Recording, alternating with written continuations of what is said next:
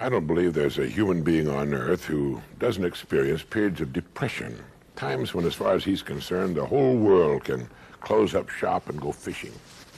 The experts say these periods of feeling low, unhappy, and depressed are a normal part of living, provided we don't go too low when we're depressed or too high at the happy end of the cycle. If your periods of depression are too deep or last too long, you could probably use some professional help. But we all experience these highs and lows, and I've been in a real beauty of a low for the past day or so. Incidentally, these periods of depression almost always follow an illness, even a slight cold. Well, last Sunday morning, I was awakened by the telephone at 5 o'clock in the morning. It was a man I'd known years before who happened to be passing through town and just wanted to call and say hello.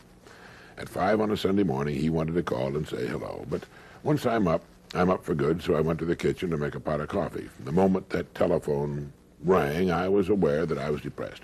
In fact, the telephone had also awakened my wife, who took one look at me and asked me what was wrong.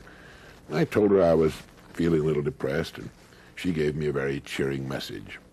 If I remember correctly, she said, "Oh, really?" She always has one of those great morale boosters right at the tip of her tongue. But as I was making the coffee, I thought that even though I felt low enough to crawl under the door, I couldn't think of a single human being on Earth with whom I'd trade places. And this seemed to have a good effect. And I began to wonder if this is true of everyone. Would anyone agree to physically change places with another person, to forget completely his own life and past, family and friends, to lose completely his own personality, his own mind and abilities, and take on those of another human being, a stranger? Would an old man sitting in the park willingly change places with the child being pushed by in a stroller? Would any woman, regardless of her present life, change places with any other woman on Earth? What do you think? Would you? Can you think of a person alive today with whom you'd willingly trade places? I mentioned this to my wife. I asked her the same question, and she said, certainly not. She said no one would, because it would mean losing one's identity, and that a person's identity is his most important possession. Now, to me, this was all very interesting, and I must admit that it went a long way toward restoring my attitude toward myself and the world. And the psychologists agree with my wife. They say that the most important thing to a human being is his identity as a person, and that's the thing he wouldn't trade. And now, a moment for this message. Bring the subject of trading places with someone else up the next time the family sits down at a meal. Give it some thought on your own. It has a way of getting us back on course. How about it? Is there anyone you'd trade with? Thank you. Harvey Mindus, a practicing psychologist and a professor at UCLA, is the author of this marvelous book, Laughter and Liberation, in which he points out that everyone seems to realize the importance of a sense of humor and agrees that it's one of our most valuable faculties. Thinkers, simple and profound, declare that the ability to see the funny side of things and to laugh at ourselves and our troubles is an asset of the greatest magnitude. It can help us contend with adversity, derive greater joy from living, and maintain our sanity. Yet no one seems to know how to cultivate it.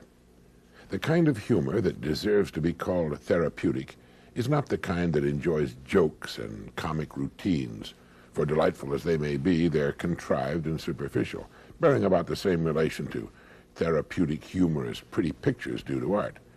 The kind of sense of humor that can help us maintain our sanity moves beyond jokes, beyond wit, beyond laughter itself. It must constitute a frame of mind, a point of view, a deep-reaching attitude toward life.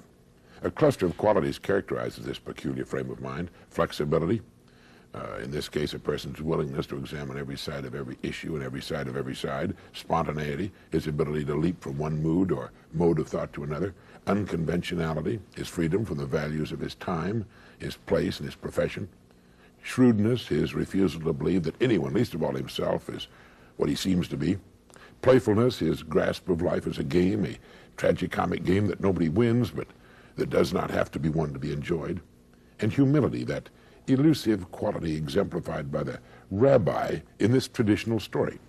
A wise old rabbi lay dying, so his disciples lined up next to his deathbed to catch his final words. They arranged themselves in order from the most brilliant pupil to the most obtuse. The brilliant one bent over the prostrate form and whispered, "Rabbi, what are your final words?"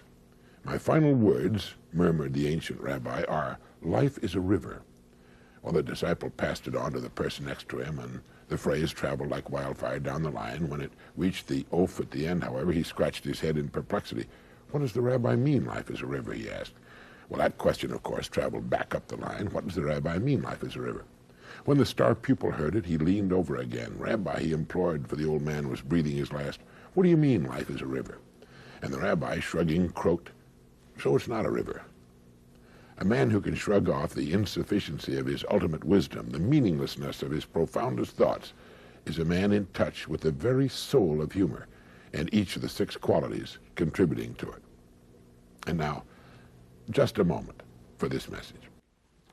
The 6 qualities of the kind of sense of humor each of us needs: flexibility, willingness to see every side of an issue, spontaneity, unconventionality, shrewdness, playfulness, and humility. How's your sense of humor these days?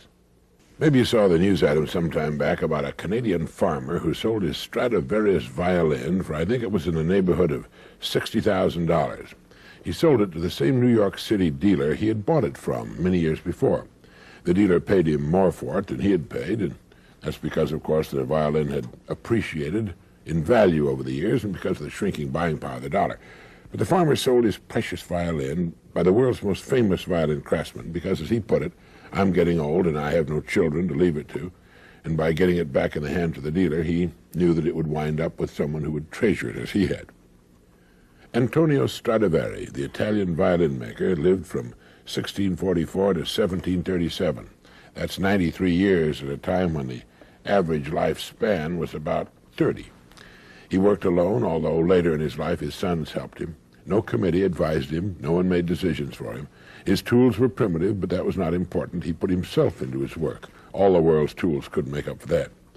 When he was finished with an instrument, when he was sure that his work measured up to his own personal standards, he signed his name to it. And today, more than 200 years later, his name is a household word all over the world. Everybody's heard of Stradivarius, the Latin form of the name that he inscribed on his violins. Throughout history, there have always been men with similar standards of excellence. Authors such as William Shakespeare, artists like Leonardo da Vinci, craftsmen like furniture maker Thomas Chippendale and silversmith Paul Revere. Everything they did was done well, not because it had to be, but because they wanted it to be.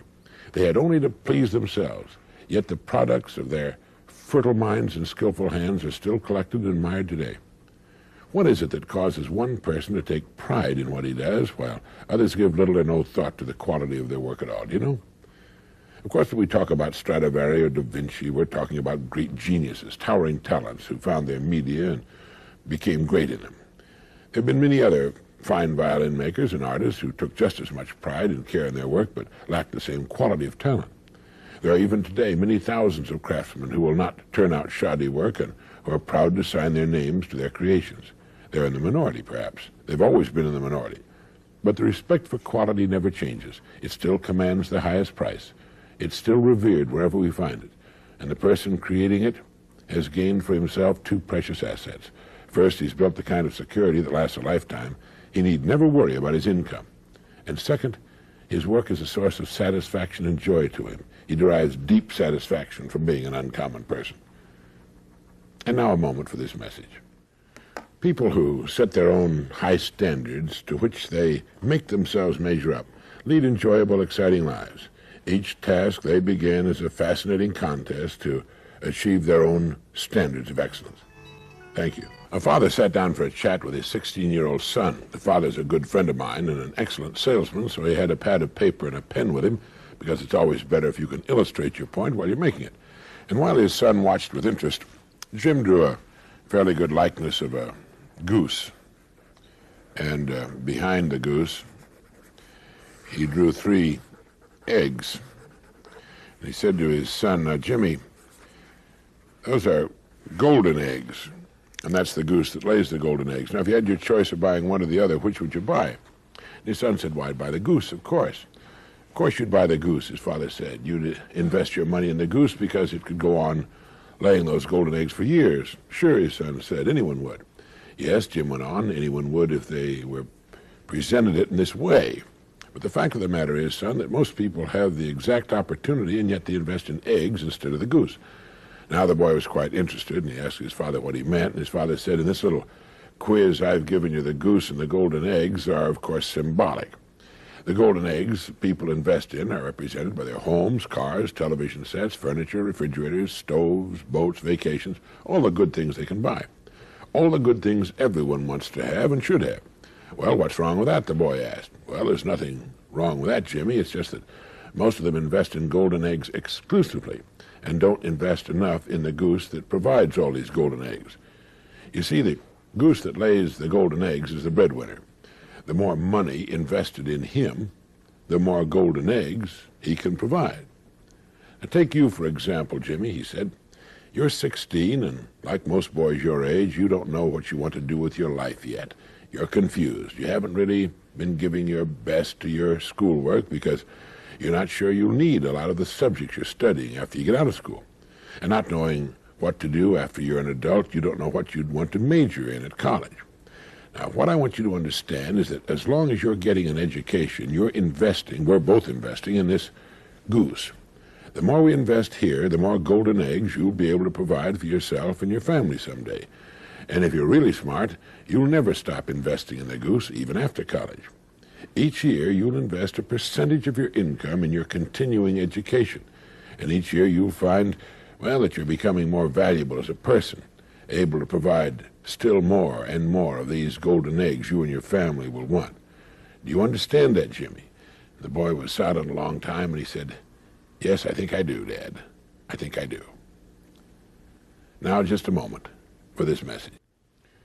After my friend had had his little illustrated talk with his son, as he told me later, the boy looked at the illustration a long time, then he picked it up, folded it, put it in his pocket, and went off to do his homework. I've got some advice here for you today on how to become hated, how you can stir up resentments and ill will that will simmer and hang on for years. All you have to do is criticize. No matter what a person has done or how he lives his life, he doesn't want nor does he feel he needs criticism. This is why a criminal can fly into a rage against witnesses, prosecuting attorneys, and judges. Although he may have committed the most serious crime and knows full well that he's committed it, he deeply resents those who, by their actions, are critical of him.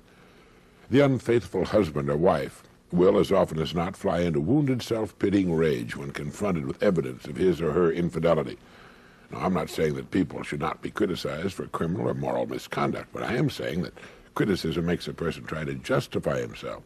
It wounds his precious pride, hurts his sense of importance, and thoroughly abuses and arouses his resentment against the person who, or persons, doing the criticizing. When we criticize another person, we set ourselves above him. We become the figure of authority and place the other person in an inferior position.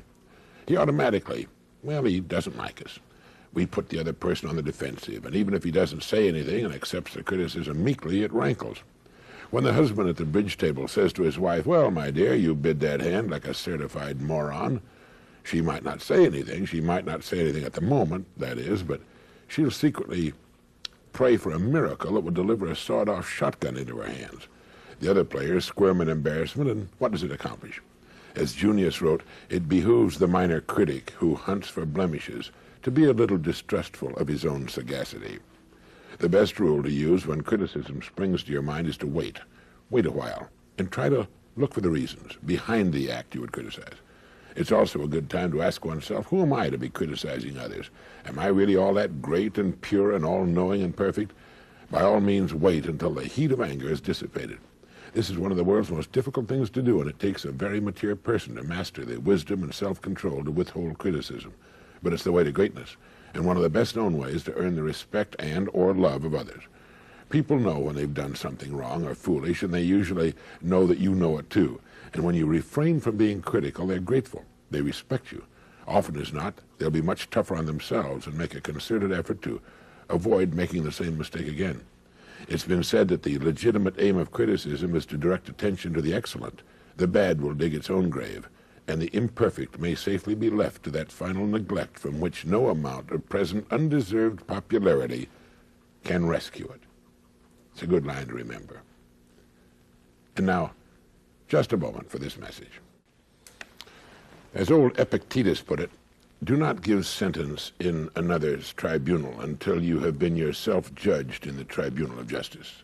The key to overcoming the urge to criticize others is to wait. Wait a minute, or an hour, or a day, or forever. It's as though the American people have won themselves another first. It's believed that the United States is now the blubber capital of the world. Someone has said that if, through some magic, all the excess weight of all our citizens were removed from their bodies and piled in one place, it would reveal itself as a great glistening, quaking mountain about the size of San Gorgonio Mountain, which rises 11,485 feet above the Mojave Desert in Southern California. This mountain of avoirdupois would represent the millions of tons of food that we've put away beyond what we need for good health and good-looking figures. I spent a long weekend at a resort hotel near Miami, Florida, not long ago, and sitting at the pool, I looked around and marveled. It looked for all the world like the sea lion house at an oceanarium. It's amazing that human skin can stretch that far. There are, of course, two great contributors to this sad condition. One, our high standard of living and our abundance of good food, and two, mechanization. We don't walk anymore, we drive. Even kids don't walk much anymore, and adults are getting to the point where their legs are threatened with extinction. Weak, flabby, almost vestigial things, barely able to totter short distances under the abnormal weight pressing down upon them from above. Just as the man's life is automated, so is the woman's. Much of her work is being done by pressing buttons or flicking switches. She doesn't mix cake batter by hand or beat rugs or use a washboard or a broom or wring out and hang up clothes to dry, and all of this is good and can add years to her life and keep her looking much younger and healthier if she doesn't kill herself years too soon or destroy her appearance by becoming too fat. A woman who is 10 pounds overweight is doing to herself exactly what a woman of normal weight would be doing if she got out of bed each morning and then picked up 2 5-pound buckets of sand and then carried them with her every step she took until she fell exhausted into bed again at night. And the strain on her heart, on her poor feet and legs and muscles and tissues is the same too. And 10 pounds leads to 12 and then 15, and before you know it, it's 50 if you don't do something about it. And anybody, man, woman, or child, can lose weight any time he wants to. All a person needs to do is to quit eating more food than the body needs for fuel. Walk more. Do more things calculated to burn up some of that stored blubber. But above all, stop eating so much. And please, don't ever pull that tired old line that goes, I gain weight and I don't eat a thing. There's still only one major cause of overweight, and that's eating more fuel than our bodies burn. And now, just a moment for this message. Becoming overweight is not a normal part of the aging process, and it makes no difference if all your ancestors were fat, and all it does is make you age faster and die younger. So don't do it. Thank you.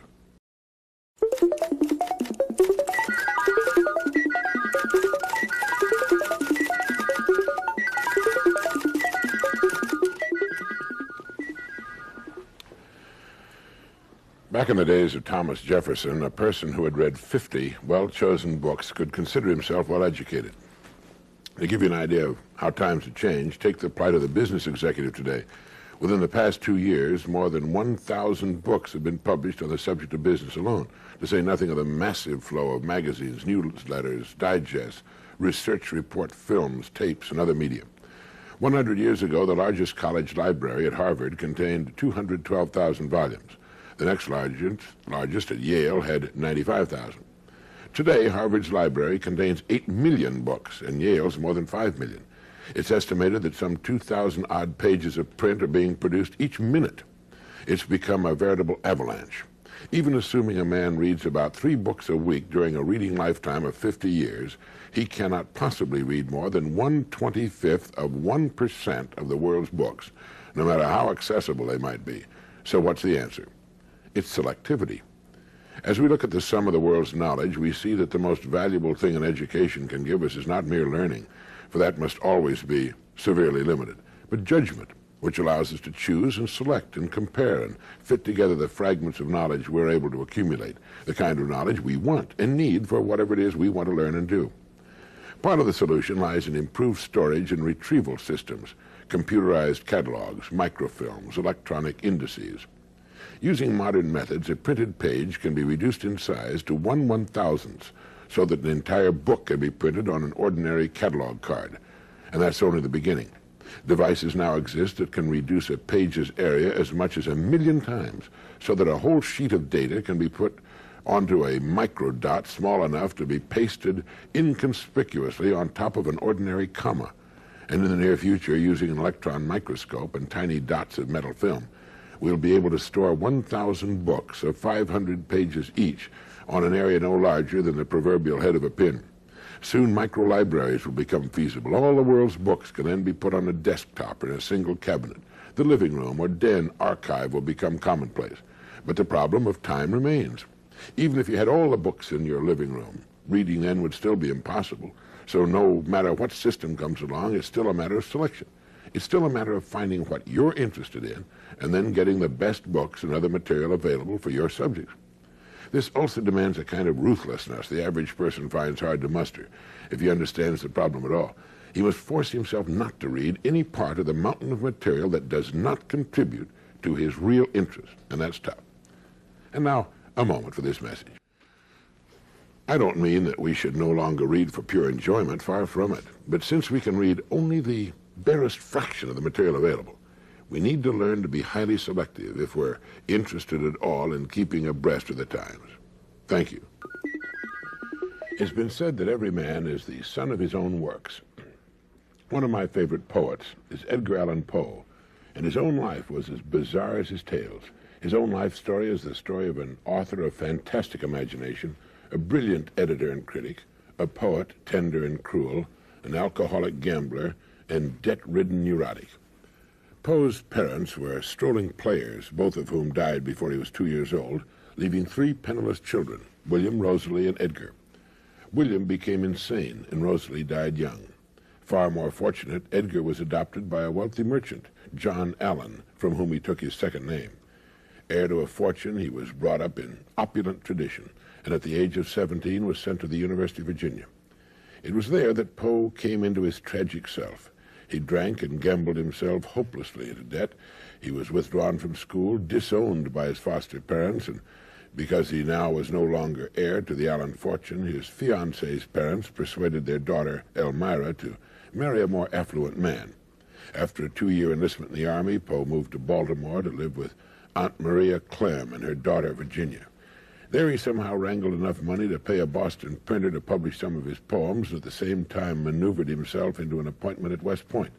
The publishing of his poems was a literary and financial flop, the appointment a disaster. After 1 year, he was dismissed from the Academy for gross neglect of duty and disobedience. Poe's marriage to his cousin Virginia was equally a disaster. To begin with, he was 26 and an alcoholic, while she was a pale and sickly child of 13.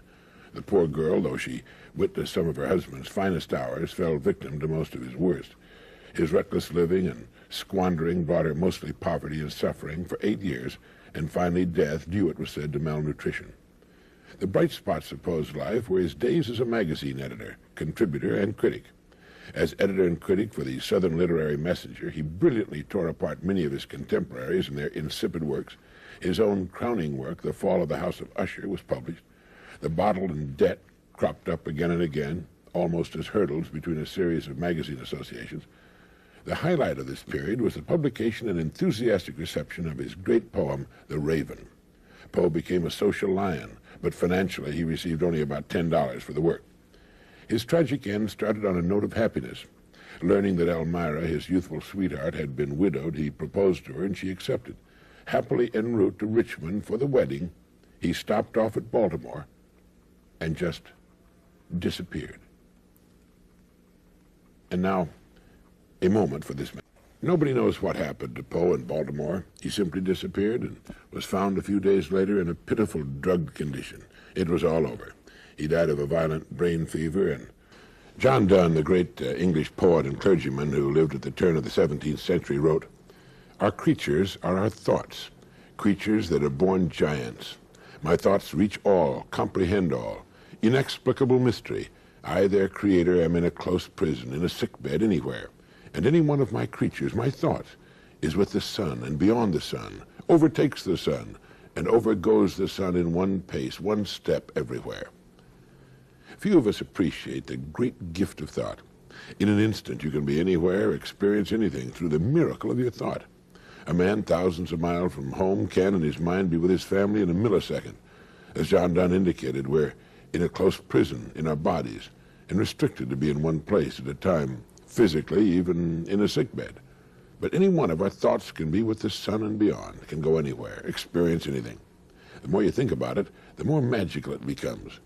I think some people have a more highly developed imagination than others. As children, we all have the wondrous ability to bring interest, adventure, and a whole world of excitement into our lives. Have you ever stood just outside the door of a small child's room and listened to him or her at play? It's wonderful, jabbering away to his imaginary playmate or teddy bear or doll, and the sound effects a small boy can make as he plays with his toys tell you what world he's living in at the moment.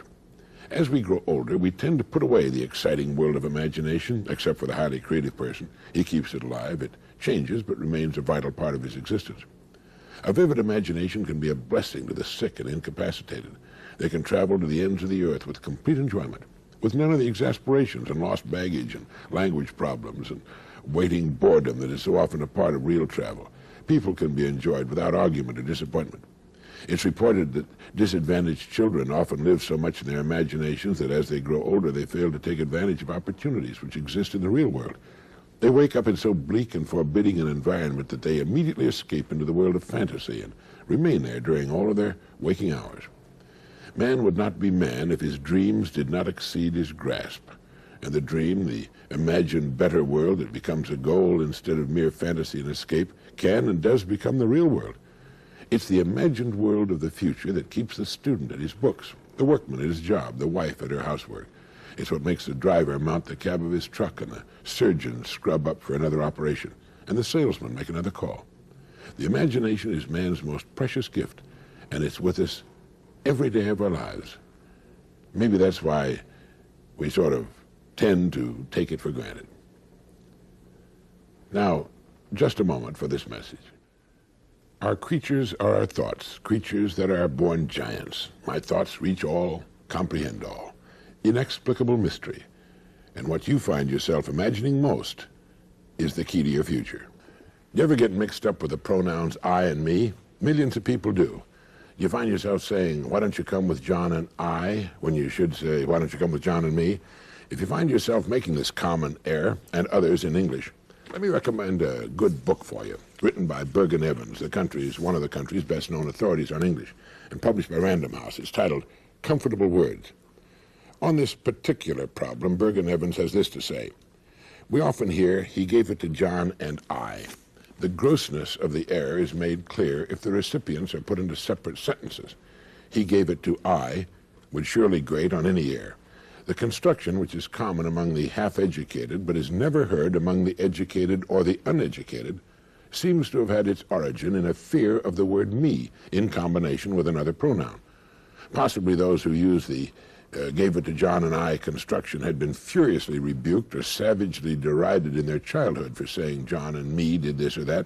Someone shouted John and I at them or made them stay after school and write John and I on the blackboard 200 times, and John and I it thereupon became in all circumstances. Certainly many middle-class Americans seem afraid of the word me. Some panic-stricken say he gave it to John and I. Others use the equally ghastly, less incorrect, but more affected and self-conscious. He gave it to John and myself. So then the trick is, if you're troubled by this one, to say the sentence first mentally and leave the other person out of it. To yourself, say, he gave it to me. Then aloud, say, he gave it to John and me. Another common error is found in the misuse of the contraction don't. It stands for the words do not, and it is considered substandard to use it for the words does not. If you mean does not, say doesn't, as in the sentence, it doesn't make any difference. You wouldn't say it do not make any difference. And did you ever wonder why the word Mayday is used as the international distress call? It comes from two French words, Mayday, meaning help me. Another word frequently misused is livid. Livid and vivid are almost exact opposites, yet they're frequently confused. Livid is a particularly gruesome shade of blue, a leaden gray tinged with blue. It's the color of corpses and bruises. Etymologically, it's related to lavender, and synonyms are pale, wan, ashen. Vivid means vigorous, intense, brilliant, bright-colored. It comes from the Latin word meaning to live, and it's related to vivacious, and its synonyms are clear, lucid, bright. If you like the English language, get the book Comfortable Words by Bergen Evans. Make sure the kids read it too. It can do a lot for their grades in school. And now, a moment for this message. To be able to effectively communicate with others is a priceless asset, and it's one any person can acquire. Do you know that goodbye is a slurred contraction of God be with you? Once upon a time, there was a man who felt he'd reached the end of his rope. It seemed that all the interest had suddenly vanished from his life. His creative wells had seemingly dried up. He still had his work, but it suddenly seemed meaningless to him. Even his family and his home receded darkly in his mind. And finally, nearing the point of desperation, he went to see his old friend, the family doctor. The doctor listened to his story, saw the depths of his depression, and then asked him, "When you were a child, what did you like to do best?" "I like to visit the seashore." "All right," the doctor said, "you must do exactly as I tell you. I want you to spend all day tomorrow at the shore. Find a lonely stretch of beach and spend the entire day there from 9 in the morning until 6 in the evening. Take nothing to read and do nothing calculated to distract you in any way. I'm going to give you 4 prescriptions in order. Take the first at 9, the second at 12 noon, the third at 3 o'clock, and the last at 6. Don't look at them now. Wait until you arrive at the shore tomorrow morning." Well, the man promised he'd take the doctor's advice, and the next morning, a little before 9, he parked his car on a lonely stretch of beach. There was a strong wind blowing in from the sea, and the surf was high and pounding. He walked to a sand dune near the seething surf and sat down. He took out prescription number 1, opened it, and read it. It said, "Listen." That was all that was written on it, the one word, listen.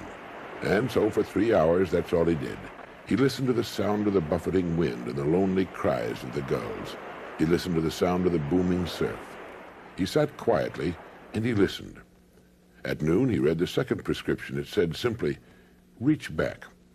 And so for the next 3 hours, he did just that. He let his mind go back as far as it could go, and he thought of all the incidents of his life he could remember, the happy times, the good times, the struggles, and the successes. At 3 o'clock, he tore open the third prescription. It read, "Re-examine your motives." And this took so much intense thought and concentration that the remaining 3 hours slipped quickly by. For 3 hours, he re-examined his motives, his reasons for living and moving closer to fulfillment. He clarified and restated his goals. And at 6 o'clock, under a gray, darkening sky and with a taste of salt spray on the wind, he read the fourth and final prescription. It read, "Write your worries in the sand." There had been one thing that had been worrying him particularly, so he walked to the hard sand and with a stick wrote this worry in the sand and stood looking at it for a moment. Then as he walked toward where his car was parked, he looked back and saw that the incoming tide had already erased his worry. He then got in his car and drove homeward. And now, a moment for this message. My old friend Norman Vincent Peale told me that story many years ago about the man, the seashore, and the 4 prescriptions. Listen, reach back, re-examine your motives, and then write your worries in the sand. Money. It's great stuff, but does it make you happy? I read an interesting story in Forbes magazine about 3 young men, all in their middle to late 30s, who had formed a successful electronics firm and sold out to a much larger company for several millions of dollars, making each of the 3 quite rich. Each of them was asked by the Forbes reporter, "Has this wealth and the leisure, the opportunity to now do anything you want to do, made you happy?" In each case, the answer was no. I know that sounds ridiculous to many, but it's true all the same. The proof that it is true is that each of the 3 young millionaires soon went right back to work to start all over again. One of them, in the style of Thomas Edison, sleeps in his lab on an air mattress so as to never be far away from his work. They all tried the life of leisure, and they all gave it up as an unhappy, unfulfilling, unrewarding, and boring form of existence. They found that they were happiest when they were working hardest to achieve the success and riches they finally won and then didn't want. One of them said that he and his wife decorated their home and spent too much money doing it. Another sailed a new boat to Europe in the transatlantic race. Another bought an expensive sports car, but soon they were all back at work. 3 out of 3, 100%. It should tell us something. It reminded me again of Irving Kristol's comment in the New York Times Magazine. He said, "Being frustrated is disagreeable, but the real disasters in life begin when you get what you want." He was referring to something quite different, but the same philosophy all too often applies to a person and his goals. The other night at a dinner party, I met an old friend whom I hadn't seen in some time. He'd recently retired and is quite well-to-do financially. I asked him how he likes his retirement, and he said, "It's awful. We've gone all over the country fishing. The rest of the time I've been working in my garden, and I'm going crazy without enough to do. I want a job. I'll even work for nothing." Later, my wife told me that his wife had told her privately that if her husband doesn't find something soon that can occupy 4 or 5 hours a day of his time, he wasn't the only one that was going to lose his mind. She was going to lose hers too. So man strives all his working career for leisure and financial security, and when he gets it, he's miserable. With the 3 young millionaires, it wasn't so bad. They could go right back to work again. With my retired friend, that isn't so easy. The answer? It's to understand in advance that we need something interesting in which we can busy ourselves for a good part of our days. Time off is fine if you have something to come back to, something that needs to be done and which you enjoy doing. Understanding this in advance, we can plan in advance. We can make sure we develop an avocation that will keep us in the stream of things, keep us busy as much as we want to be busy after we retire. The story of the 3 young millionaires proves we need it. And now, a moment for this message. So what's your avocation? What are you going to be able to lose yourself in when you have more time on your hands? Better start planning for it now. Leisure time and people just don't seem to get on well together. Thank you. Did you know that a famous agnostic inspired the writing of one of the most famous biblical novels of all time? One evening in September 1870, 2 men riding a train across Indiana struck up a conversation. Soon they began arguing about the inspiration of the Bible and the message of Jesus Christ. Robert G. Ingersoll, internationally famous as a challenger of Scripture's message, was trying to convince General Lewis Wallace that he didn't know what he was talking about. General Wallace, better known as Lou, the Indiana-born officer, fought through the whole of the Civil War. He participated in many lesser engagements and then took part in the bloody Battle of Shiloh. Later, he prepared the defenses for Cincinnati and was made commander of the 8th Army Corps. After hostilities ceased, he resumed his legal practice. But the lawyer and veteran of many battles was unable to cope with the brilliant Robert G. Ingersoll. He felt frustrated and defeated when he parted company with the noted agnostic, having failed to make any dent in the network of arguments with which Ingersoll defended himself from the challenge of faith. As a result, Lew Wallace went home determined to write a novel that would serve as a powerful argument for the divinity of Christ. Finished while he was serving as governor of the territory of New Mexico, it was entitled Ben-Hur, A Tale of the Christ, one of the most popular books of this century. It presents the message of the New Testament within a framework of vigorous action that involves believable characters. Ingersoll didn't live to realize it, but the story his argument inspired became widely read even in regions of the United States where all novels had previously been frowned upon as immoral. The book spread all over the world. It was translated into dozens of languages. And when Lew Wallace saw the set for the Broadway version of his book in 1900, he exclaimed, "My God, did I set all this in motion?" The chariot race, which was famous on the stage, was also the high point of the 2 motion pictures made from the book, one in 1927 and another in 1959. The latest one cost $15 million to produce and cleaned up at the box office. Within 8 years of the time it was published, Ben-Hur sold over 500,000 copies, unheard of in those days. It later sold 5 million copies, and is still available in a number of editions. But it wasn't just a case of a general hitting it lucky with his first book. Lew Wallace had always written. He began his first book, The Fair God, a tale of Cortez and the conquest of Mexico, and he was just 18 years of age. Later, as ambassador to Turkey, he wrote his last book, The Prince of India, at the age of 66. Well, it's quite a story. Not just Ben-Hur, but the way it happened to be written and what happened to it afterwards, all because of a heated argument on a train. Now, a moment for this message. Yes, the story Ben-Hur became one of the world's all-time bestsellers, but it doesn't hold a candle to the old book itself, from which it got its story. The Bible is still the #1 bestseller of all time. The truth is that it's happened to thousands of people in thousands of different situations. But the man who made the story famous, in this country at least, was Dr. Russell Herman Conwell, who lived from 1843 to 1925, and who, by telling the story from one end of the world to the other, raised $6 million, with which he founded Temple University in Philadelphia. and thus fulfilled his dream of building a university for poor but deserving young men. Dr. Conwell told the story Acres of Diamonds more than 6,000 times and attracted great audiences wherever he appeared. I'm sure you're as familiar with the story as I am, but it isn't the story that's so important in itself, and you're probably wondering if I'll ever get around to telling it. The important thing is that we apply the principle of the story to our own lives. The story is about a farmer who lived in Africa at the time diamonds were discovered there. When a visitor to his farm told him of the millions being made by men who were discovering diamond mines, he promptly sold his farm and left to search for diamonds himself. He wandered all over the continent, found no diamonds, and as the story has it, finally penniless, in poor health, and despondent, threw himself into a river and drowned. Well, long before this, the man who had bought his farm found a large, unusual-looking stone in the creek bed which ran through the farm and put it on his mantel as a curio.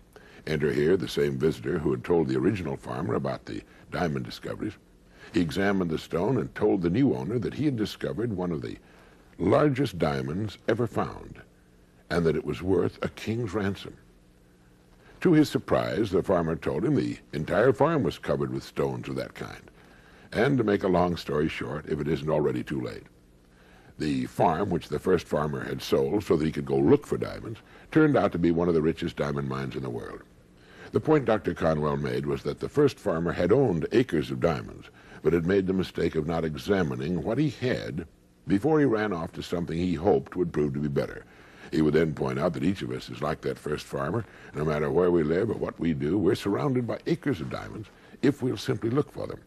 Like the curious appearing stones which covered the farm, they might not appear to be diamonds at first glance, but a little study, a deeper examination, and some polishing will usually reveal our opportunities and perhaps uncover our own hidden talents and abilities and genius for what they really are. We just haven't been looking for them. And now, in just a moment, I'll be back. Acres of Diamonds. It's a good story to tell the youngsters over the dinner table. It's the kind of story we all need to remember from time to time and look for our own. Thank you. Let me give you a little known fact today that will increase your effectiveness in anything you do. It applies to doing a job, making more money, playing golf, cooking, raising children, teaching, anything at all. Now, while this has long been known by the most successful people of the world, it seems to have escaped the great majority. Whatever it is that you would like to do better, act as though you're a top-flight expert at it. And if you continue to play this part long enough, you will become an expert.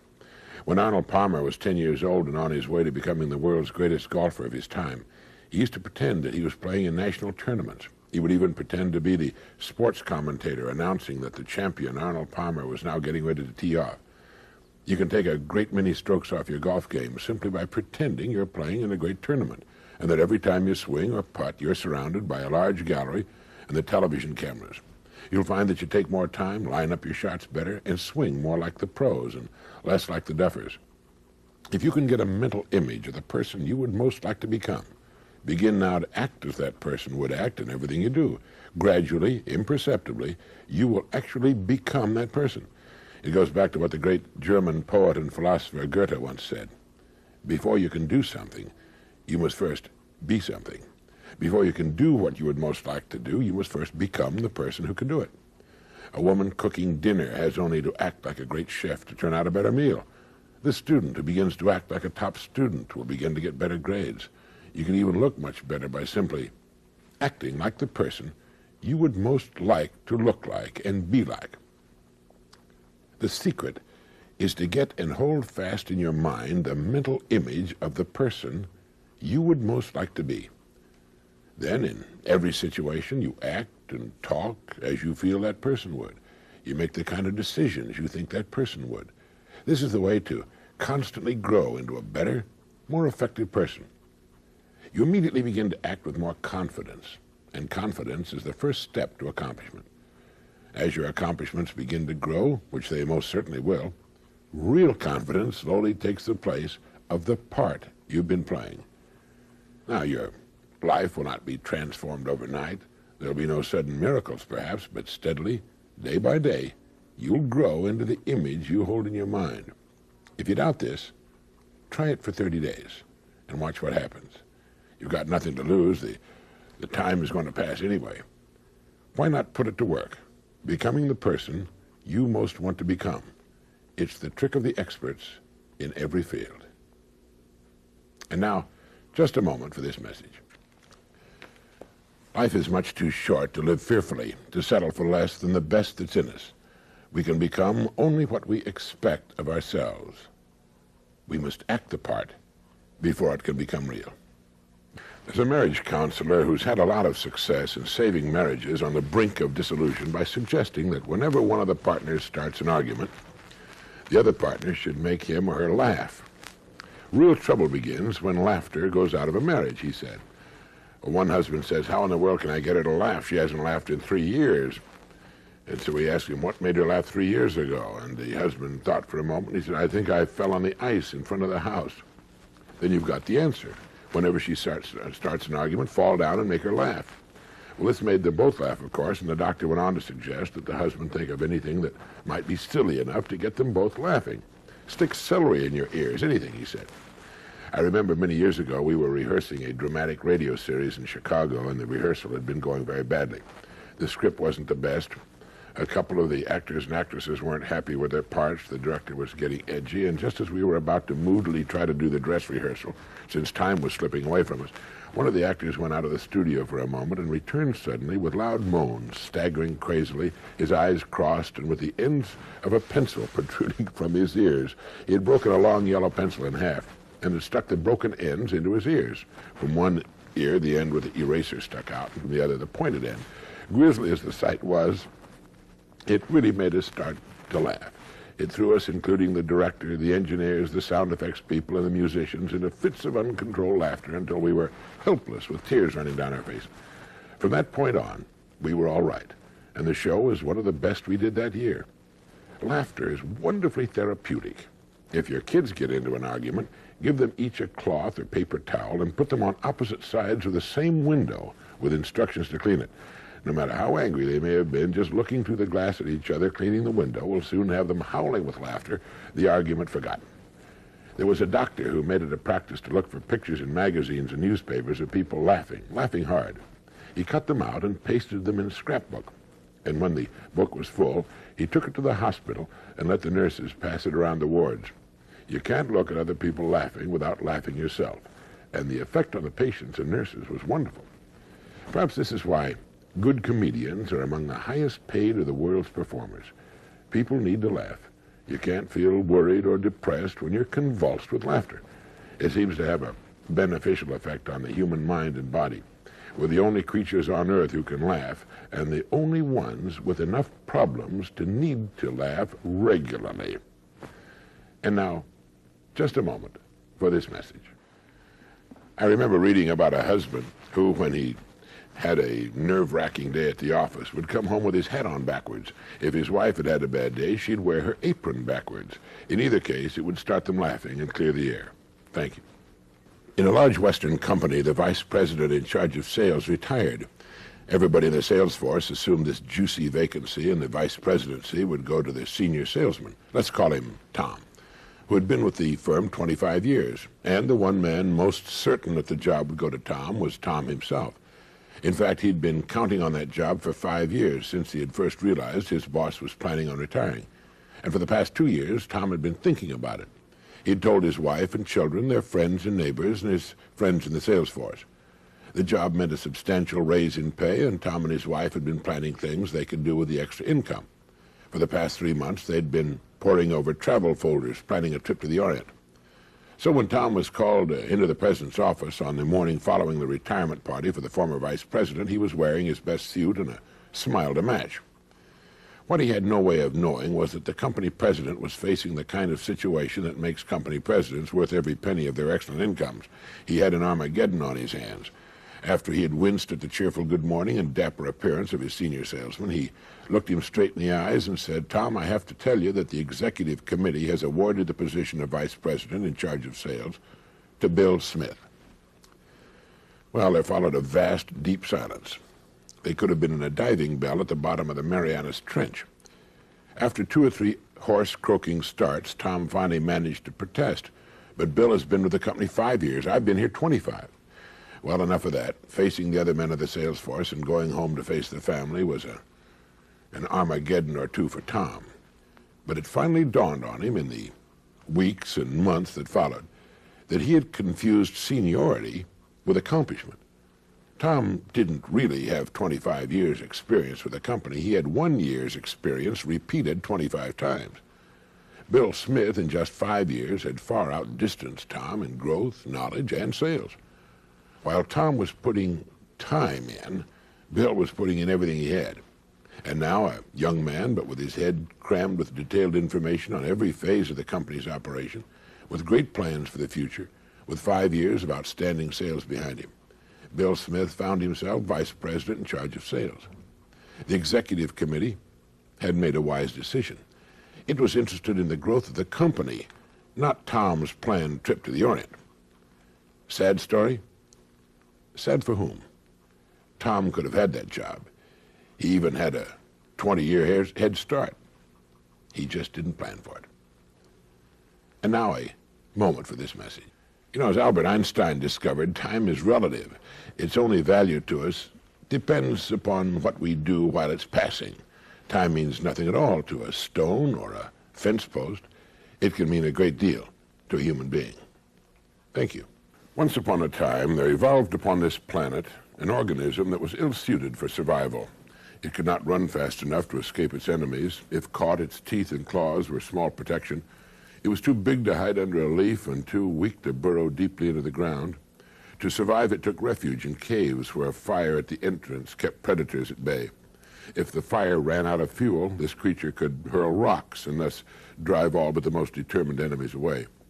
Its security was measured by the amount of firewood it could accumulate and the number of rocks it could gather and store in the cave against the terrors of the night.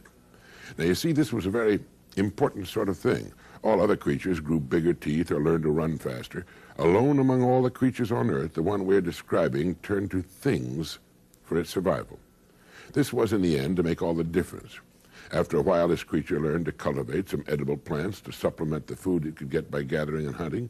Growing food was at best uncertain and in any event depended on the seasons, which could not be controlled. So the creature began to store its surplus foods. His security against the vagaries of nature was measured by how much he could grow and how much he could store. His feeling for being at least partly in control of his destiny was based on the gathering of things. Well-being was measured quantitatively, the more the better. From the very beginning, he was motivated by fear of pain, fear of death, fear that there wouldn't be enough.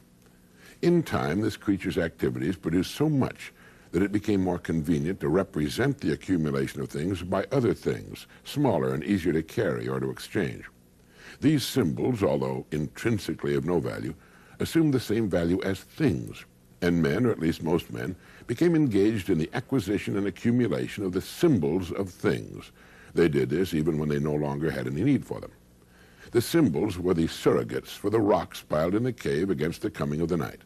Think of this system as being reinforced over and over through hundreds of generations and thousands of years through social approval, ritualization, and acculturation. That there was something basically wrong with this way of life may be exemplified by the fact that those who refused to subscribe to the accumulation and storage of things, Christ, Muhammad, Buddha, became the founders of the world's great religions. Throughout all of this, nature was the enemy. The purpose of the life of this strange creature we've described was to conquer nature, tame the wilderness, make war on pests and vermin, control the rivers. Life was a battle against the elements. Only the fittest survived. Whole species of other life forms, plants, insects, reptiles, fish, amphibians, birds, and mammals were exterminated, most usually because they represented so-called threat against the accumulation of things. Now a moment. Man's feeling for being at least partly in control of his destiny was based on the gathering of things. Well-being was measured quantitatively. The more, the better. From the very beginning, he was motivated by fear. Thank you. Someone came up with an idea not long ago that intrigues me. He said, everything we do is either goal-achieving or tension-relieving. Now, that's something to think about, isn't it? Everything you do is either goal-achieving or tension-relieving. You know, if a man's not too happy with his progress in the world, he should give a lot of thought to this idea. He should take a good long look at everything he does during his day and As he approaches each act, he should ask himself, is this goal achieving or tension relieving? Now, we all need to relieve our tensions, but if we're doing too many things that are tension relieving instead of goal achieving, they're going to hold us back. Now, while I'm sure it couldn't be done, it would be interesting if a survey could be made to discover how much time is devoted each day of the work week by the so-called average man to acts which are strictly goal achieving. We might all be amazed to discover what a small amount of time is actually spent in earning our livings and preparing for our futures. This would vary widely, of course, from industry to industry and from job to job. The busy doctor, for example, might spend 12 hours a day actually in the presence of his patients. And every minute with a patient would have to be called goal achieving. Compare this with the time spent by, say, a salesman. How much of his day, and again, this would vary widely from industry to industry, is actually spent in goal-achieving acts. Driving from one call to another, even though he's not in the presence of a prospect or customer, would have to be under goal-achieving. Stopping for a cup of coffee would be under tension-relieving. So would chatting with people he can't sell or reading a magazine while he's waiting to see someone. Well, this is a pretty kind of vital balancing act that each of us should give some thought to. Going overboard in the tension-relieving department could lead to some serious problems in the future. Now, Samuel Johnson once said, "Every man is, or hopes to be, an idler. But like everything else in the world, there is a time to be idle and a time not to be idle. If you want to be idle later, in comfort, it's a good idea to make sure you're not spending too much time in idleness now." At any rate, I think it can be said that the success of a person in any undertaking will hinge directly upon his making certain that the majority of his daily acts are goal-achieving, and that he relegates to a secondary position those acts which must be classified as tension-relieving. It might be worthwhile carrying a little piece of paper and making a note as we do things during the day. Is this tension-relieving or goal-achieving? Now, just a moment for this message. We must certainly carve out our own worlds in this life, and the shape and size of them will be determined in large part by the balance we achieve between tension-relieving and goal-achieving acts. Thank you.